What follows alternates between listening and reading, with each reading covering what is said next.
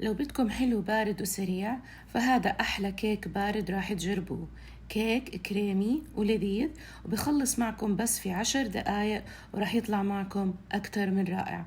أول إشي بنصف عنا طبقة من كيكة الشوكولاتة بهالشكل، وبعدين بنبلش نضغط عليها عنا بالإيد، ممكن بالمعلقة، بنسقيها بحليب مدوب في قهوة سريعة الذوبان وبنحطها على جنب.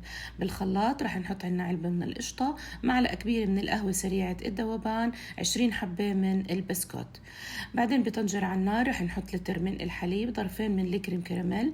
أول إشي بنحركهم على البارد شوي، بعدين بنشغل النار وبنستمر بالتحريك لحتى يغلي الخليط معنا بهالشكل.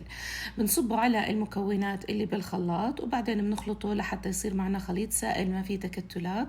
بنصبه عنا فوق الكيك وبنحطه بالثلاجة أقل إشي ساعتين ليتماسك معنا. بعدين بنزينه عنا بالكاكاو البودرة وبنقدمه. ما في ألذ من هيك وصحتين.